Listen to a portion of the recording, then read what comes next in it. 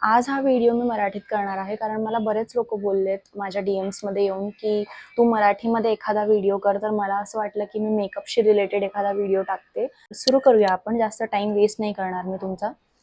सगळ्यात अगोदर मी यूज करणार आहे डॉक्टर शेड्सचं मॉइश्चरायझर. हे तर मी घेतलंय हे थोडं. याला मी छान माझ्या फेसवर असं लावणार. घेतलंय माझं सनस्क्रीन जे की न्यूट्रोजिनाचं सनस्क्रीन आहे. मी हेच सनस्क्रीन वापरते, मला ते खूप आवडतं. एक नॅचरल ग्लो जाणवतो चेहऱ्यावर म्हणून मी हेच वापरते. मात्र हे ऑरेंज कन्सिलर मी घेतलंय फॉरएव्हर 52चं करायचंय. तर मी असा फ्लफी ब्रश घेते, त्यावर असं घेते थोडंसं प्रोडक्ट आणि सहज एकदम हलक्या हाताने मी माझ्या अंडर आईजला हे अप्लाय करते.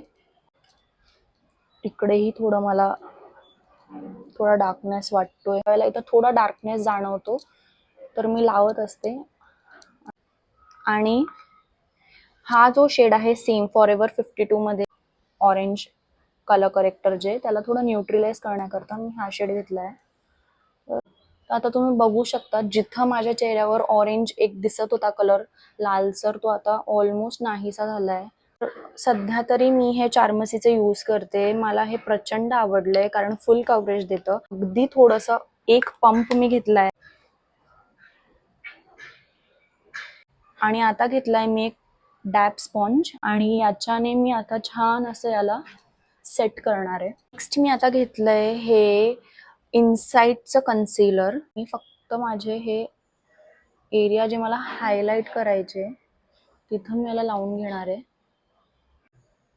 तर हे खूप छान असं काउंटोर आहे, लाईट शेड आहे, फारही डार्क नाहीये. थोडंसं मी घेतलं ब्रशवर आणि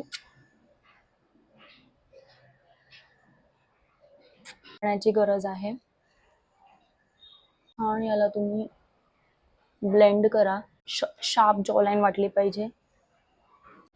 कन्सिलर जे आहे ते ब्लेंड करून घेणार आहे. तुम्ही बघू शकता की ब्लेंड, डॅप आणि ब्लेंड तिथल्या तिथं करतीये मी.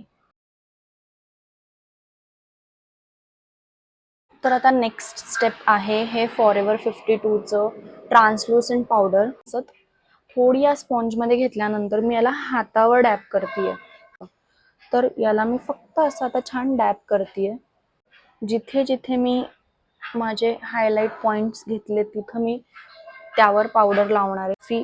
आणि नंतर मी फक्त एक मोठा असा फ्लफी ब्रश घेते आणि ही एक्सेस पावडर जी असते ही अशी काढून टाकते.